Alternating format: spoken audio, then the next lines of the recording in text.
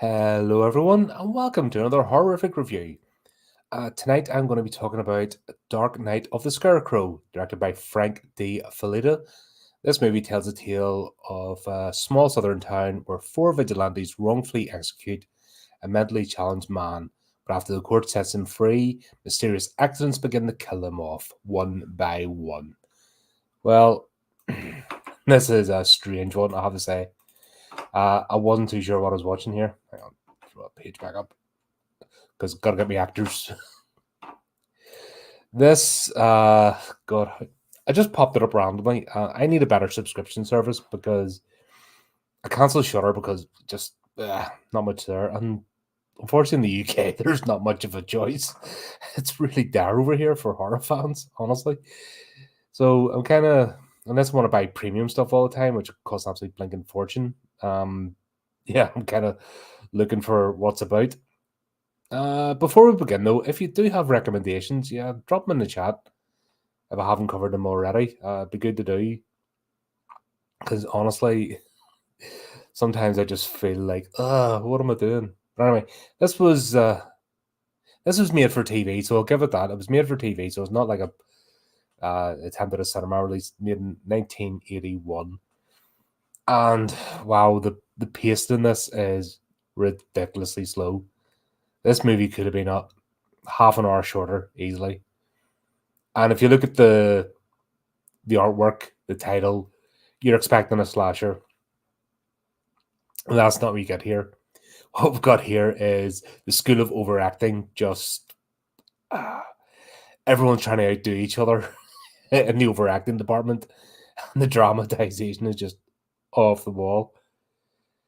So our main characters, you've got Otis Skeeter, Philby, Harless. They're sort of the four main antagonists. We'll start off. We've got Bubba Ritter. He's mentally challenged. He's basically an adult child, just sees the world through the eyes of a child. And he's got a wee friend called Mary Lee. And they're just, frolicking, just that's, I suppose, the best word of it. You've even got the frolicking music, they're just in the field hanging about. Nothing there. The creepy character in this is Otis. Like, the there's a good cast in this actually because you've Larry Drake, if you remember him from Darkman series and Doctor Giggles and quite a few others. He's well known. He actually gives the best performance in this. It's the most subdued one and it's the shortest performance because I don't know, man. Uh, Charles Durning, and you've got Liam Smith in this. If you remember Liam Smith from like the V, the series part two, where it became V Dynasty or something weird. He played the Cal's father. I know he's done art. That's the only role I really remember him from because I remember him just destroying that franchise in the second series. You're like, what the hell's going on? Uh Claude Earl Jones, he's quite well known as well. Anyway, there's actually a decent cast of actors in this. And on their own, I suppose they do a decent job, but put them all together and you just have this weird overacting thing going on. I think they're all just trying to outdo each other, or it might be an ego thing or just direction. I don't know, but it's really dire. But you've got Otis, he's the mailman, and we start seeing him looking through binoculars. Why a mailman needs to take binoculars with him where he goes. And he's watching these two just, making daisy chains and she's leading him around by the hand sort of thing. And he's like, "Brr," and then as he's driving around in his wee 4x4, actually, that looked like a decent enough wee wagon for getting around the place. Then he made a goes, oh, he's with her again. He's doing this. It's disgraceful, blah, blah, blah. Something will happen. And you're just like, you instantly know where this is going. I know the plot tells you, but usually the people to project are the ones you have to watch, as we've seen. And this can easily be the day. They're using the. Sorry, excuse me. For every time I go live, I either need to burp, sneeze, or something. That's really tragic. But yeah, people that project, you know that they're not the nicest, and the ones that preach the virtue the most, they're the ones you need to watch. And this is played out over the times. It's going through the lens of a small town, like rural hick type people, but we see it today as well. It's across the board. It's human nature. We get this strange scene. The only way I can describe it is Mary Lee's, they're heading back, I suppose, to her home, and they stop by and they see a garden with a fence. Oh, hey Chris, how are you, man? Good to see you. Um, and it's getting set up. She goes in, he says no, get in trouble, and then there's this huge dog and woof woof, and the camera pans in this are painful. God, I mean, dun dun dun. They're doing all that kind of stuff. Like, this is really watered down. Nothing happens. Everything happens off screen. It's all like safe. So to do that, they're using all the drama music and the camera pans, and it just goes on forever. I mean, you don't even get jump scares in this. It's just so slow. The pace is so slow, and it's so safe and so sanitized and overacted at the same time that it's kind of ridiculous. And now that I think I have seen this before. I think it's one of the movies that appeared on TV. Like, sometime you just sort of watched and forgot about it. Yeah, in fact, it's one of the ones you forget about while you're watching, because we'll have a scene with the dog. The dog basically attacks Mary Lee. Bubba smashes through the fence, but it's all done. Like I said, this camera pan, so we see nothing that's happening. It's like we may as well have all been in separate studio sets the way it's set up. But then we see Bubba arrives at Mary Lee's family's and he's got her in his arms, and this is where it really weirdly escalates. Because next thing you know, it's going over the radios, their ham radios. Sheriff's looking for volunteers because Bubba ran off, but he's not going to go far, But I mean, there's about to start getting volunteers, but then these four are like, yes, here's our chance. And Otis is like, yeah, right, I told you it would happen, And it basically is just hatred. He just wants an excuse, and this is him getting his excuse to let them off, let him off the leash, so to speak. And the four of them go start chasing up around Bubba's house, and your usual hillbilly chase. They've got guns and dogs and running about, and then what was it? His mother told him to play the hiding game.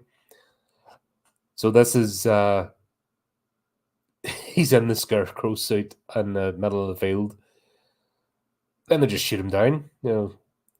That's it. Just shoot him down, no reason. And then their idea to save themselves. Now, it's funny because it starts off, he's on the Scarecrow thing, and he's all tied up. But they think by placing a pitchfork afterwards that is enough to say that he attacked them. It makes no sense. And then we kind of have a bit of a fallout. It goes to the court scene where these four are getting tried for murder. Well, they say it's a trial. I don't know what the hell that was. I really don't. There was a lot of shouting and overacting. Like I said, the overacting department's been in play here for this movie, and their DA's like, "That's disgraceful," and the judge is like saying to the DA, I'll hold you in contempt," and all this weird language and grandstand to do, and then they have Otis on the stand, and then the judge calls the two lawyers, and he just said, I mean, this is done at no pitch whatsoever. This is all like, you may as well just shout, "Look, I want this resolved quietly. They're banning the community, blah, blah, blah." And then I don't think they went to trial. I think that's what it was. This was, I think, the first part to decide whether there is a case. It's all very strange. Anyway, but it gets thrown out. They don't get convicted of anything. And then there's talking about, oh, we could get them, we'll have to be careful. Yeah, they'll have to be careful because I don't know. I don't think you get tried for the same crime twice. So I don't know what happened. The court scene makes no sense. I'm not even a lawyer or anything, but I'm just, even watching procedurals or anything, what happened there just, yeah. It's like, the plot needs to happen, let's do it. And you're like, okay. This thing has more than enough time to explain things or even go through the procedure, but it doesn't. It's for such a slow paced movie. There's not a lot of detail in it. It's a strange one. But anyway, they get off. The mother, Bubba's mother's like, you're a disgrace, blah blah blah words, and then they make a weird joke about something about fried chicken, and then it cuts to them later on the night, still laughing about it. I'm like, that wasn't actually funny. I suppose you had to be there, I guess, but whatever. Otis does not take his mailman uniform off the entire movie. I mean, we have scenes with him where he lives at some strange guest house. He's wearing his uniform. He's at nighttime. He's wearing his uniform. He goes to the bar. He's in his uniform. He just walks about. He's in his uniform. That was very odd. And he drives about in the mail van. I thought there was rules about that it had to be locked up and the mail just didn't sit in the back all day, all night. I know it's a small town, but still, you'd think there'd be some rules in place. It's very, very strange movie. But yeah, I think it's Harless. He's the first to go, and it's not a wood chipper; it's a grain feeder thing. Like part of a combine harvester piece, but it looks like a wood chipper, but it's not. It's a different, but it's the same mechanism anyway. This whole convoluted scene happens. He ends up in the barn. He ends up climbing up. He ends up falling. The thing gets switched on. He ends up falling down, and once again, it's all done off camera. All takes ages. All camera, switch, switch, switch, and yeah, stuff like that happens. And this happened about. I'm struggling to review this. That's such a strange movie. But yeah, that's him. We don't see Bubba again. Yet the whole, like, I thought it was going to be a slash. I thought it was Bubba coming back as a Scarecrow and he's going to take them all out. But instead, we get this weird scene, and then who's next? On the skater, I can remember. He's in it. Like, basically, what happens? Each of the four of them starts getting taken out. This is going to be a really short review because honestly, this is the sort of movie that you just put on the background. And you go, huh, okay, that's a movie. It's not what you like spend any time on. Except me when I'm trying to review it on YouTube and failing miserably. The other one gets taken out by something. I can't even remember now. And then Otis starts going nuts and he goes around to Bubba's mother, and then it's hinted that he's watching Mary Lee a bit too closely and might potentially be a BBC employee. That comes out, and then he's overacting his way throughout this entire movie. Oh god, Philby gets taken care of in a grain silo, and you just when you see it coming a mile off, it's like, okay, right, that's what's happening. Who else is there? No, Otis takes care of Skater as well. No, yeah, Philby's next. He gets dunked in the grain silo, buried, and then they decide they're going to dig up Bubba's body. And you don't even see the body. Like, they do all this stuff. They go through the trouble of digging up the grave. They go to the trouble of getting the coffin out with it. And then, even looking in to see the body, it's done off camera. Now, he could have been sitting there dressed up in a suit, just lying there. Because when they shot him in the body anyway. So it wasn't like he was disfigured. So they could have just had him, Larry Drake, just, right, stick a suit on, lie in there, scene, done. And then Otis bops Skeet in the head and buries him because it's just ridiculous. Like the judge is on their side. They're making it clear, yeah, you're not getting convicted because we don't like that fella anyway because he's strange. The DA, oh yeah, Otis goes round to Bubba's mother and gives her a heart attack. Like actually gives her a heart attack by scaring her, and then he blows up the house. And the DA's turning up at all these crime scenes. It's very weird. I didn't think DAs did that. I thought the DA only came involved if somebody brought it to court. I don't know. Must be the American system. Do strange things. But yeah, he's going around the place, but actually not doing anything. And nobody's narrowing it down. It just sort of happens. And then Otis goes after Mary Lee. He goes to the school or something. There's some sort of party happening. Then scares her. She tells him she knows. Then he decides he's going after her again. Stuff happens. Like this thing's an hour and 40 minutes long, and nothing happens. It's a strange movie. He's driving along, like in the mail van, in his mailman's uniform, drinking, and you're seeing the camera, doing the wavy thing, and then she appears in the road, and he chases after her, and then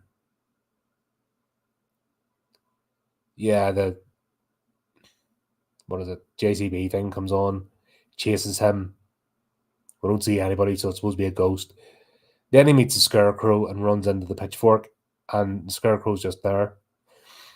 And you're just like, what the hell is this? Then we get the end scene where Mary Lee's in the field and Bubba, we think it's Bubba as the Scarecrow, turns up and offers her a flower, and then she's like, I know a game we'll play next, and this was an odd one. This really was. I'm struggling to review this movie because it's an hour and 40 minutes long of nothing happening and a load of overacting when there's absolutely no need for overacting and no actual. I know it's only rated 15, but God's sake, this is an 80s movie. Like, we've seen stuff, worse stuff on like 12 rated stuff. In fact, 12 wasn't even rated back then. But we've seen, I don't know what the over dramatization's about, what the constant pan on the camera to make it scary, I think, but there's nothing there. Yeah, I think just because it's a TV network. Like the Hammer horror stuff's better. Like honestly, and that was shown on mainstream TV. There's nothing to this. I suspect the laundry machine was going making this movie because honestly, they've got reasonably well known names for the time in the cast. Like there's three big hitters in this, and they're not utilized at all. There's no real direction. It's like everyone's doing ad lib or something. Just can you overact this scene for me, please? Okay, and then just overact the scene. It's makes you scratch your head, and there's no real satisfaction at the end of it. And we don't get for what the title and the poster and all promises. This should have been done for false advertising because it's not that at all. It's just a milk toast generic ghost story with no real payoff. There you go. I think this might be my shortest review ever. I'm just struggling here to say words, and I'm like, nah, it's yeah. If you're gonna watch this, just stick it on the background. Do stuff around the house. Don't worry about it. You can leave it for 10 minutes and come back, and nothing will have changed. There's 4 deaths. That's it, and there's no explanation or mystery solving or anything, and it just meanders along. So after each death, you can go and make yourself a cup of tea or coffee. Go take a break. Don't pause it. Just let it play, and guarantee by the time you come back, nothing will have happened, and you'll still have time to sit down and get ready for the next dramatic moment, which isn't dramatic at all. Yeah, that's it. Okay. I am going to knock this one in the head here because I'm just waffling now. And it wasn't bad. It was worse than bad. It was bland. Yeah, it was a bland movie. Didn't really go anywhere. And honestly, unless it just happens to be on while you're watching it, yeah, don't bother. That's my thing on it. Right, well, there you go.